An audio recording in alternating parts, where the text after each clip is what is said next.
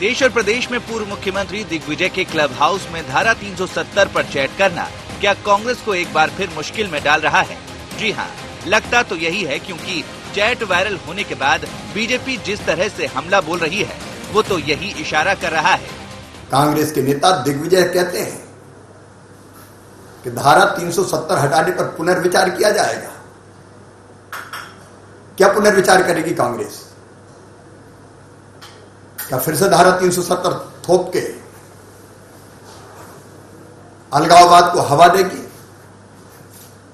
आतंकवाद को प्रश्रय देगी?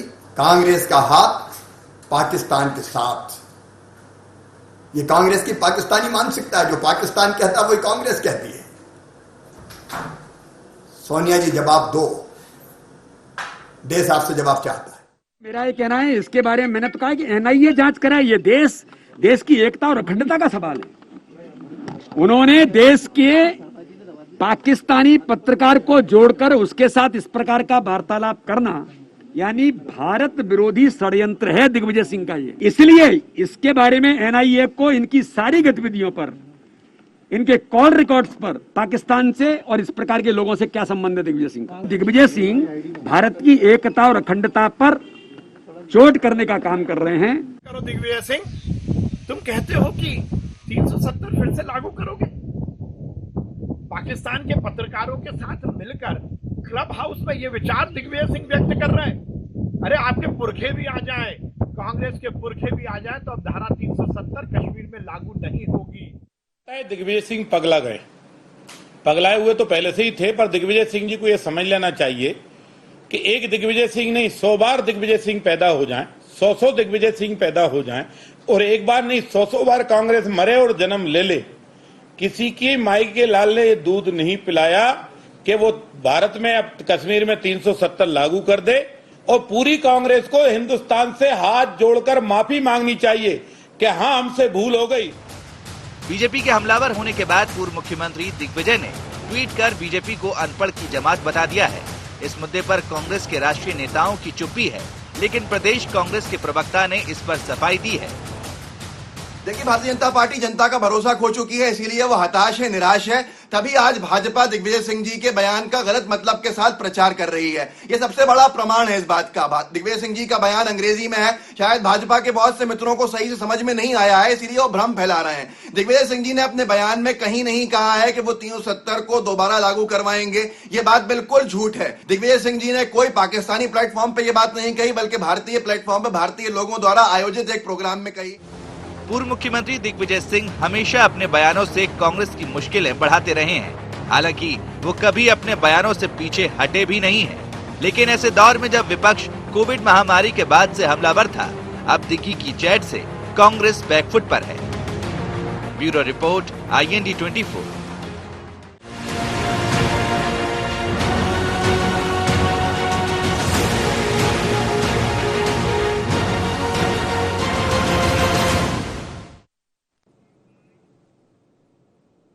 IND एजेंडा में आपका स्वागत है। मैं हूं मनोज सैनी। 70 का पत्थर, इस पर बात करेंगे। उससे पहले डाल लेते हैं कुछ खास बिंदु पर निगाह।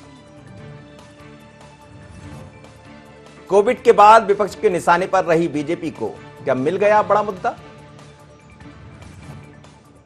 धारा 370 पर बयान देकर दिग्गी ने क्यों छेड़ दी देश की सबसे बड़ी बहस? दिग्विजय के बयान पर कांग्रेस ने क्यों साधी चुप्पी? बीजेपी की घेराबंदी क्या बढ़ाएगी कांग्रेस की मुश्किल? दिग्विजय सिंह का जब भी नाम आता है तो वो कुछ ऐसा जरूर कहते हैं जो चर्चाओं में बन जाता है। आपको याद होगा कि कई ऐसे मुद्दे हैं जिनको गिनाने बैठेंगे तो पाकिस्तान से लेकर यहां तक, और कई ऐसे मसले हैं जिनको लेकर दिग्विजय सिंह अपने तरह से अपनी बात रखते हैं, और जब वो बात रखते हैं तो तत्काल भारतीय जनता पार्टी के निशाने पर आ जाते हैं। उनके निशाने पर भी संघ, बीजेपी सभी रहे। लेकिन आज उन्होंने ऐसा मुद्दा छेड़ दिया जिस मुद्दे को लेकर लगता है कि भारतीय जनता पार्टी के हाथ में एक बड़ा मुद्दा आ गया, और बीजेपी जो कई दिनों से कोविड महामारी के बीच जूझ रही थी, आरोप प्रत्यारोप के दौरों का जवाब दे रही थी, इस बीच में उल्टा केंद्र सरकार और सरकार को बोलने का मौका मिल गया। अब बीजेपी हमलावर है और कांग्रेस की चुप्पी है, क्योंकि बड़े नेता हम देखें केंद्र से लेकर राज्य तक कोई भी ऐसा नेता सामने नहीं आया, बल्कि दिग्विजय सिंह भी एक ट्वीट जरूर किए और उन्होंने कहा कि एक तरह से बता दिया कि ये लोग पढ़े लिखे नहीं, पर बयान नहीं आया और वो कहते भी नहीं है। पर अब सवाल यही है कि आखिर ऐसा क्यों राग छिड़ गया, ऐसी क्यों चैट कर ली जो चर्चा का विषय बन गई? क्या इसके पीछे भी दिग्विजय सिंह की कोई रणनीति है? तो आज समझते हैं इसी को, 70 का पत्थर, क्योंकि अभी तो भारतीय जनता पार्टी के हाथ में एक पत्थर आ गया और इसीलिए तो हम कह रहे हैं 70 का पत्थर। मेरे साथ 3 मेहमान जुड़ रहे हैं। ब्रजगोपाल लोहिया जी हैं, भारतीय जनता पार्टी के मीडिया पैनलिस्ट। ब्रजगोपाल जी, स्वागत है आपका। रामकिशोर दोगनी जी हैं, कांग्रेस के पूर्व विधायक, आपका भी। और रंजन श्रीवास्तव जी है। रंजन जी, आपका भी बहुत स्वागत है। रामकिशोर दोगनी जी, दिग्विजय सिंह जी जब भी कुछ बोलते हैं तो मुश्किलें आपकी बढ़ जाती, और हम देख रहे हैं कि जब से ये 370 पर जो चैट सामने आई है, जो ऑडियो वायरल हुआ है, उसके बाद से किसी बड़े नेता का बयान देखने में नहीं आया, और ना ही दिग्विजय सिंह जी की तरफ से। हाँ, ये जरूर है, उन्होंने ट्वीट कर बताया कि मैंने जो कहा है वो इंग्लिश में कहा है और अनपढ़ों को समझ नहीं आता। तो आप समझा दीजिए। देखिए मनोज जी, दिग्विजय सिंह जी का साफ साफ वक्तव्य है, उसमें किसी प्रकार की दुर्भावना देश से विद्रोही शब्द की बात नहीं है।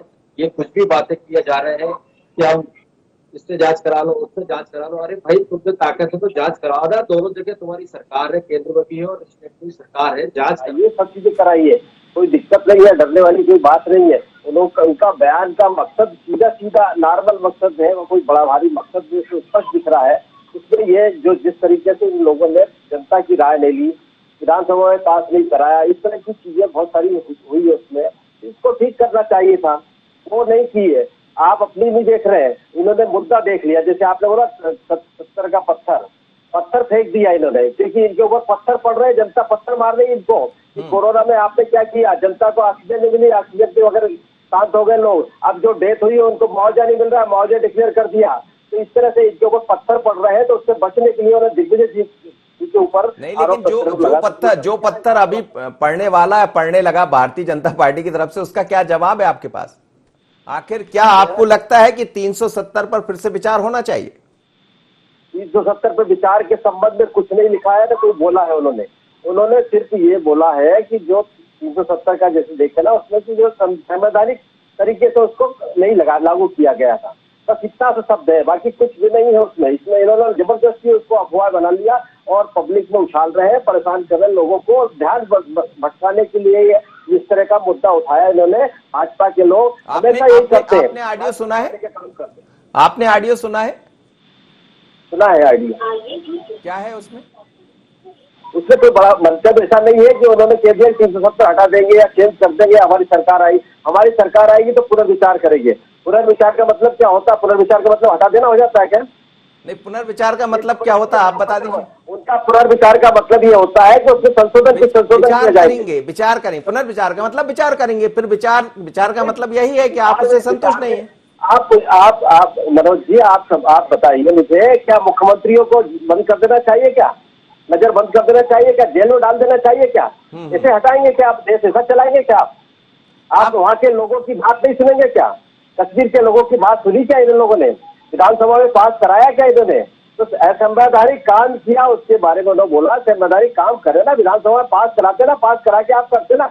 वो ये महबूबा मुफ्ती आपकी मुख्यमंत्री थी, आपके सहयोग से मुख्यमंत्री बनी थी, उसके पहले भी सहयोगी जनता। आपने आतंकवादियों को छोड़ के आए, उसकी बात नहीं करेंगे। आपने 40 सैनिकों को मरवा दिया, उसकी बात नहीं करेंगे। आप बताइए, कश्मीर पर चप्पे चप्पे पे पुलिस लगी हुई है, कैसा RDX वहां पहुंच गया 350 किलो? कैसे लोग मारे गए? ये झूठ बोलते हैं। और ये आप बोल रहे हैं रामकिशोर दोगनी जी, कोई बड़ा नेता आके एक प्रेस कॉन्फ्रेंस ले लेता, दिल्ली में बैठकर कह देता कि पुनर्विचार करेंगे, बात खत्म हो जाती, उसमें क्या दिक्कत है? ये फर्जी बातों पे प्रेस कॉन्फ्रेंस लेने की जरूरत क्या? इसके लिए एक ही पागल कम है क्या?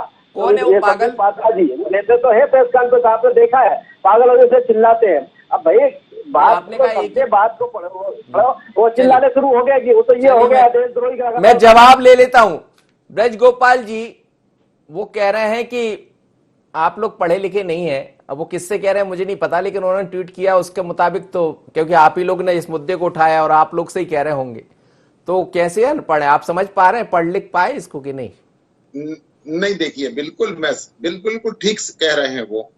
3 तरह के लोग हैं मनोज जी, एक पढ़े लिखे लोग हैं, एक अनपढ़ लोग हैं और एक दिग्विजय सिंह जी जैसे कुपढ़ लोग हैं। इन्होंने हमेशा गलत पढ़ा है। कभी मैंने आज तक दिग्विजय सिंह जी का एक बयान आप भी कोट नहीं कर पाओगे कि जिसमें उन्होंने राष्ट्र हित की, समाज के हित की कोई भी बात की हो, मैंने नहीं सुना है। अब सवाल इस बात का है कि दिग्विजय सिंह जी की मानसिकता से आप और हम सब लोग, ये पूरा देश वाकिफ है कि दिग्विजय सिंह जी किस मानसिकता के आदमी है। ये ओसामा को जी कहने वाले आदमी है, ये हाफिज सईद को साहब कहने वाले आदमी है, ये महिलाओं को टंचमाल कहने वाले आदमी है, ये चुनाव मैनेजमेंट से जीता जाता है ये कहने वाले आदमी है। और उसके बाद सबसे बड़ी बात जो उन्होंने कही कि मेरे बोलने से कांग्रेस के वोट कटते हैं, ये भी वो कहते हैं। और आज जो उन्होंने कह दिया, ये हम इसलिए इसकी चर्चा कर रहे हैं कि ये राष्ट्रद्रोह की स्थिति में आता है। एक तो आप जिस क्लब में चैट कर रहे हैं, वो क्लब में एक पाकिस्तानी पत्रकार जुड़ा हुआ है। दूसरी बात, जो आप कह रहे हैं कि हम अनपढ़ हैं, क्या मैंने शैल लिखा है, कंसीडर नहीं लिखा है? शैल का मीनिंग क्या होता है? शैल फ्यूचर टेंस का वर्ड है कि फ्यूचर टेंस में कि हम करेंगे, करेंगी। तो ये कहने का अभिप्राय क्या है? दूसरी बात, ये इसलिए राष्ट्रीय स्तर पर कोई चर्चा नहीं कर सकते हैं क्योंकि इन्हें मालूम है कि धारा 370 बाबा साहब भीमराव अंबेडकर ने संविधान में लिखने तक से मना कर दिया था जवाहरलाल नेहरू जी को, और उसके बाद आर्टिकल 35A और लगाया गया। उस आर्टिकल को तो भारत में कभी कैबिनेट के सामने भी नहीं रखा गया, कभी संसद के सामने भी नहीं आया और संविधान सभा ने तो उसे कभी पास ही नहीं किया।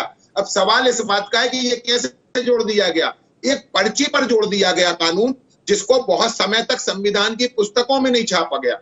बहुत महत्वपूर्ण आज ये है कि ये जो अखंडता देश की है, ये जो एकता देश की है, और जो आज आतंकवादियों के हौसले पस्त हैं, उनको हौसला देने वाला और देश को कमजोर करने वाला बयान दिग्विजय सिंह जी ने दिया है। और मैं कहता हूं इस बात को कि कांग्रेस पार्टी जस्टिफाई करे कि क्या दिग्विजय सिंह ठीक बोल रहे हैं या कांग्रेस पार्टी का यही स्टैंड है। और यदि आपका यही स्टैंड है तो हमारा कहना पहले सही था कि 6 महीने पहले आप गुपकार गठबंधन में शामिल हुए थे।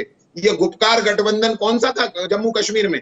ये वही था जो ये कह रहे थे कि हम 370 को वापस बहाली चाहते हैं। फिर कांग्रेस इसमें से हटी, फिर विवाद हुआ तो कांग्रेस इसमें से हटी। और ये जो गुपकार गठबंधन में शामिल होने वाले जो नेता हैं कांग्रेस के, उनके अगुआ दिग्विजय सिंह जी हैं। और एक बात और मनोज जी मैं कहूंगा कि हिंदी, हिंदू और हिंदुस्तान, इनके खिलाफ जब भी दिग्विजय सिंह बोलेंगे, इन तीनों के खिलाफ बोलेंगे। आप हिंदी समझा देंगे, इनका समझ गए। प्रतिनिधित्व करते हैं, कैसा करते हैं मैं समझ नहीं पाता हूं। और कांग्रेस पार्टी को सबसे ज्यादा मुसीबत होती है, वो ना उनके साथ खड़ी हो पाती, ना उनके खिलाफ खड़ी हो पाती, क्योंकि दिग्विजय सिंह जब जो बात करते हैं वो बात तुष्टीकरण की होती है। और तुष्टीकरण में कांग्रेस पीछे नहीं रहना चाहती, इसलिए खंडन भी नहीं करती है। चलिए, रंजन श्रीवास्तव जी, आप तो इंग्लिश अखबार के रहे और हैं, कई दिनों से इंग्लिश में लिखते रहे हैं, और अंग्रेजी की जब बात आती तो हिंदुस्तान में हिंदी भाषी राज्यों में चुनाव होना है आने वाले वर्षों में। उत्तर प्रदेश की बात करें, खासकर सबसे जल्दी यदि अभी कहीं चुनाव नजर आ रहा है तो वो पंजाब और दूसरा उत्तर प्रदेश है। तो क्या आपको लगता है कि इंग्लिश में जो कहा है, जैसा कह रहे हैं कि अनपढ़ लोग हैं उनको समझ नहीं आता, लेकिन आप कितना समझ पाए? मैं आपसे समझना चाहूंगा। आपने पूरा ऑडियो भी सुन लिया होगा और बड़े तरीके से समझ लिया होगा। तो क्या ये माना जाए कि एक बड़ा मुद्दा वास्तव में भारतीय जनता पार्टी को मिल गया, क्योंकि अब बीजेपी तो हिंदी बोलती, हिंदी में समझा देगी?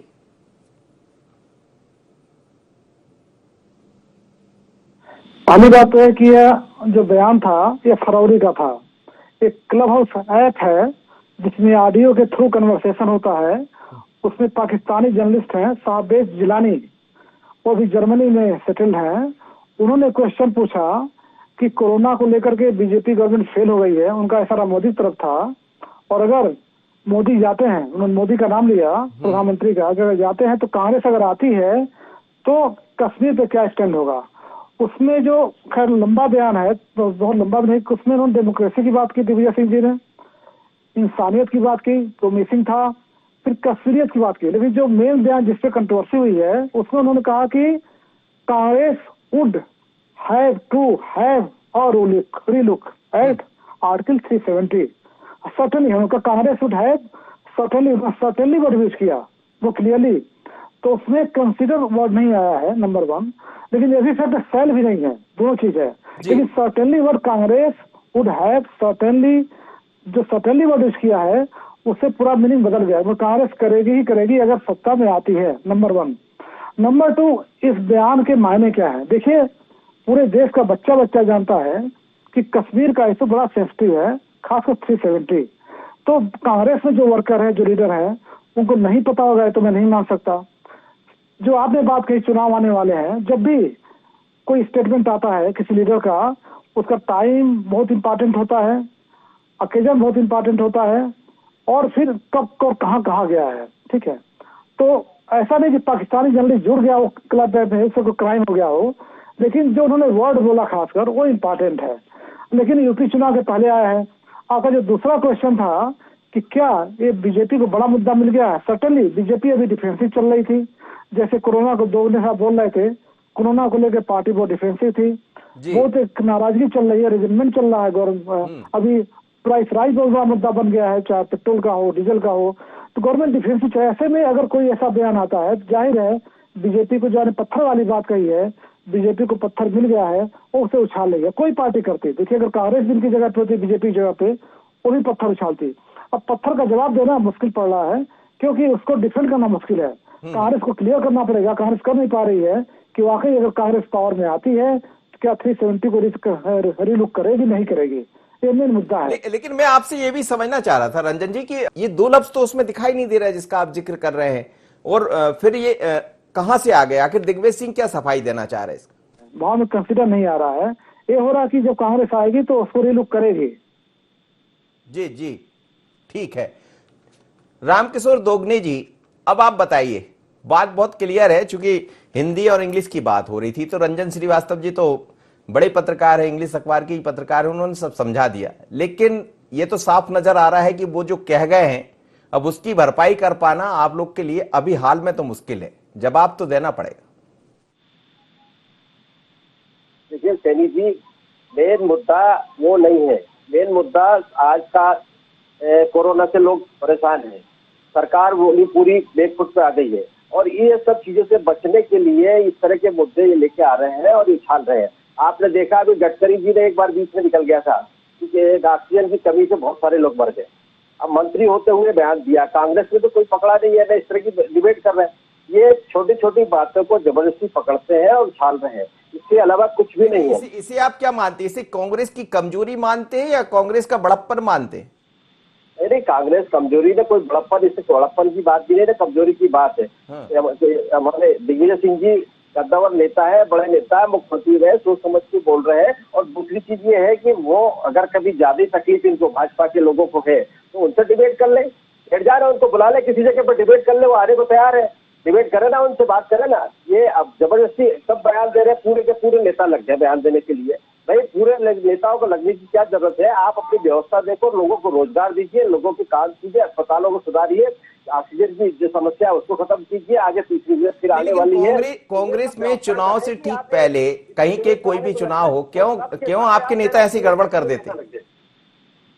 मैंने कहा कि क्यों आपके नेता ऐसी गड़बड़ कर देते कि एक बयान बड़ा मुश्किल खड़ी कर देता है। आपको याद होगा पहले भी, चाहे गुजरात के चुनाव रहे हो या पिछले लोकसभा के चुनाव रहे हो या वर्तमान में उत्तर प्रदेश के चुनाव रहे हो, आप लगातार ये कह रहे हैं कि अब इस समय कोविड का संकट है, तमाम तरह की चीजें, और आप घेर भी रहे थे।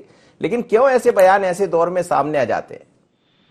नहीं, ऐसे बयान आए नहीं है, नॉर्मल चीजें हैं, बात से चर्चा होती है, चर्चा में बहुत सारी चीजें होती है, तो जरूरी नहीं कि चर्चाएं बाहर आ जाए या खूब जाके हमारी पॉलिसी हो गई या किसी चीज की या कोई चीज हो जाएगी। आपके साथ 4 लोग बैठते हो, किसी होटल में जाके बैठे या आपके कैफे हाउस में बैठे हैं, चर्चा करते हैं, कोई बात अगर हो रही है तो इसका मतलब ये थोड़ी कि पॉलिसी हमारी पार्टी की हो गई या पॉलिसी निकाल दी पार्टी ने। ये जबरदस्ती मुद्दा बनाया जा रहा है। कमल हमारे दिग्विजय सिंह जी खुद दे देंगे बयान। अगर कभी कुछ आपको लग रहा है, डिबेट करिए ना, उनसे बात करिए, पूछिए, बताइए। बोला प्रयास किया था उनसे कि बात हो जाए, लेकिन वो उन्होंने दिया नहीं। खैर, अब जो भी वजह रही हो वो 1-2 दिन बाद संभल के दे देंगे। बयान से मुकरते तो नहीं है। ब्रज गोपाल जी वो कह रहे हैं कि जबरन आप लोग मुद्दा बना रहे हैं, इसमें मुद्दा है कहाँ? नहीं, हम कहाँ जबरन बना रहे हैं। कांग्रेस को अगर लगता है कि दिग्विजय सिंह जी का ये बयान मुद्दा नहीं है। दूसरी बात, अभी दोगने जी कह रहे थे कि उनकी इतनी बात को गंभीरता से क्यों लिया जा रहा है। हम नहीं ले रहे हैं, ये देश लेगा। क्योंकि जब तक लेगा जब क्योंकि तक आप आप उन्हें बड़ा बताएंगे। नेता कहते रहेंगे, क्योंकि आप जब तक बताएंगे। लेगा जब तक आप उन्हें बड़ा नेता कहते रहेंगे। ये वही व्यक्ति हैं जिनके कारण आज कांग्रेस सबसे ज्यादा संकट में है। कांग्रेस की बनी बनाई सरकार केवल उनकी महत्वाकांक्षा के कारण गिर गई। दोगने जी, आपको इस बात को समझना पड़ेगा कि आज आपके सामने शायद पूर्व लिखा है, उसका कारण भी वही हो। तो देखिए दोगने जी, दो बातें हैं। आपको एक बात और बताऊं, हमारे लिए कश्मीर का मुद्दा कोई बयान देने वाला विषय नहीं है। 1951 में जब भारतीय जनसंघ की स्थापना हुई थी, तब हमने ये कहा था कि एक देश में दो विधान, एक देश में दो निशान, एक देश में दो प्रधान नहीं चलेंगे।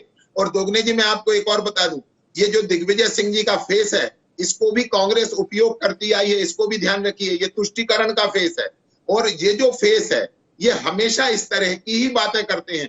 तो बहुत महत्वपूर्ण ये है कि ये संकट हमें नहीं आया है, संकट देश को नहीं है। ये बात स्पष्ट है कि आज देश में किसी में सामर्थ्य नहीं है जो ये कह सके कि हम कश्मीर में धारा 370 वापस बहाल करेंगे, क्योंकि आपने असंवैधानिक तरीके से लगाई थी, संविधान उसकी इजाजत नहीं देता है। फिर भी अगर आपके एक मुख्यमंत्री ये कह रहे हैं, पूर्व मुख्यमंत्री, कि हम उसको रिटेन करेंगे, वापस लाएंगे और उस पर विचार करेंगे, तो ये क्यों किया जाएगा, उसका जस्टिफिकेशन भी उन्हें देना पड़ेगा। और जब बड़ा नेता बोलता है तो पूरी पार्टी को देना पड़ता है। यदि मैं यहाँ कोई गलती करता हूं तो मेरी पार्टी भी कटघरे में खड़ी होगी। तो इसको आप ये छोड़कर मत, सोचकर मत छोड़े। और जब भी मुख्यमंत्री रहे थे, मैंने आपसे कहा दोगने जी, एक बयान बता दीजिए पिछले 20 सालों में जो देश का गर्व करने वाला बयान हो, जो देश का सर ऊंचा करने वाला बयान हो, जो सार्वजनिक हित में दिया हो।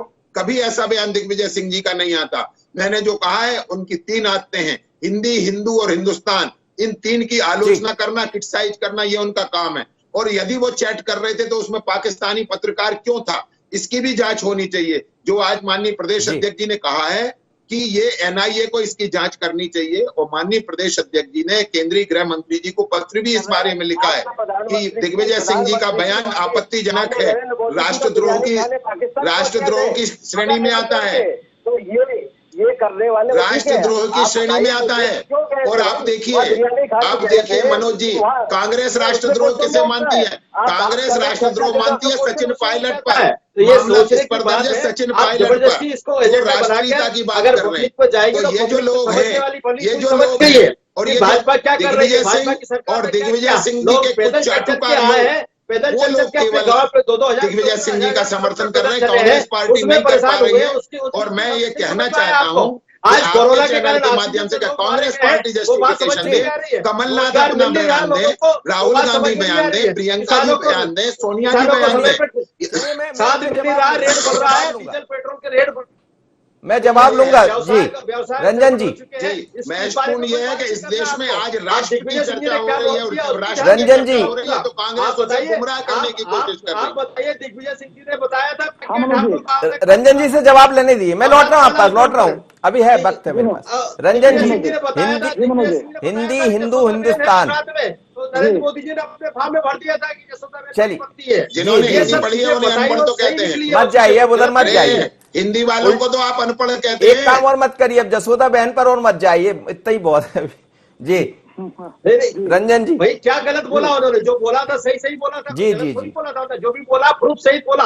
और इसके बाद आप जो आपकी सरकारें हैं, आप कार्रवाई करिए ना। कौन मना कर रहा है? कौन नौकरा कह रहे उन्होंने लिखा, मुझे जवाब ले। चलिए, दोनों जो सरकार है, अगर गलत आपको लग रहा है तो आप कार्रवाई करिए। पब्लिक को चिल्लाने से या सबको बयान देने से, पूरे पार्टी के नेता लग के बयान देने के आप क्यों चिल्ला रहे हैं? आप क्यों चिल्ला रहे हैं? जितने मुद्दों पर आप चिल्ला रहे हैं उनमें आप क्या? चलिए, अब मैं रंजन जी से मुझे एक प्रतिक्रिया लेने दीजिए, हो गया। आप राजगोपाल जी बता दो कश्मीर में रामकिशोर जी, चप्पे में पुलिस लगी हुई है कश्मीर में, कैसे मेरे साथ वरिष्ठ पत्रकार जुड़े हैं। रंजन जी, रंजन जी आपकी प्रतिक्रिया, रंजन जी आपकी प्रतिक्रिया, बता दो आप। रंजन जी आपकी प्रतिक्रिया। हिंदी, हिंदुस्तान, बयान आया है जी जी, तो बयान जहाँ तक कश्मीरियत की बात है, डेमोक्रेसी की बात है या इंसानियत की बात है, वहां तक तो ठीक था। लेकिन जहां भी 370 का मामला आया, प्रॉब्लम वहीं शुरू हो जाती है। और जब भी कोई बड़ा नेता, मनोज जी, जब बोलता है, या दिग्विजय सिंह हो, चाहे कमलनाथ हो या कोई हो, तो पार्टी का स्टैंड माना जाता है। पब्लिक में मैसेज जाता है कि पार्टी का स्टैंड है। वैसे दिग्विजय सिंह जी अभी पार्टी के स्पोक्स पर्सन नहीं है, लेकिन किसी फोरम पे अगर बोलेंगे, कांग्रेस के बड़े नेता हैं, चीफ मिनिस्टर रह चुके हैं 2 बार, केंद्र में अच्छा उनका स्थान रहा है, राज्यसभा मेंबर अभी हैं, लोकसभा में कई जगह जा चुके हैं, तो उनके जब भी ऐसे नेता कुछ बोलते हैं, चाहे पी चिदम्बरम हो चाहे कमलनाथ हो, कोई भी हो, तो एक बड़ा उसका मैसेज जाता है और पूरे देश में मैसेज जाता है। और खासकर जब बीजेपी वेट कर रही हो ऐसा मौका देने को, तो हमको लगता है उनको ऐसा बयान देने से जो अवॉइड करना चाहिए था, नंबर 1। नंबर 2 क्या, देखिए पहले भी ऐसे बयान दिग्विजय सिंह जी के आ चुके, जैसे पार्टी को तकलीफ होती रही है, ओसामा जी बोल देना, ओसामा बिन लादेन को, ऐसे बहुत से ऐसी चीजें हैं। जैसे बाटला कांड हुआ तो आजमगढ़ पहुंच के बाद उसको डिफेंड करने लगे। तो मेरा कहना है तो अपने स्टैंड पे आप खड़े रहिए, अपने आप को जस्टिफाई मत कीजिए, और अगर स्टैंड गलत हो गया तो उसको बोलिए हाँ गलती हो गई है। तो अभी पार्टी की तरफ से कोई स्टैंड नहीं आया है, पार्टी क्या कहना चाहती है, कांग्रेस क्या कहना चाहती है, लेकिन अभी तक तो इस पार्टी इस स्टैंड को लेकर के, इस स्टेटमेंट को लेकर के पार्टी डिफेंसिव है और सोच विचार चल रहा होगा।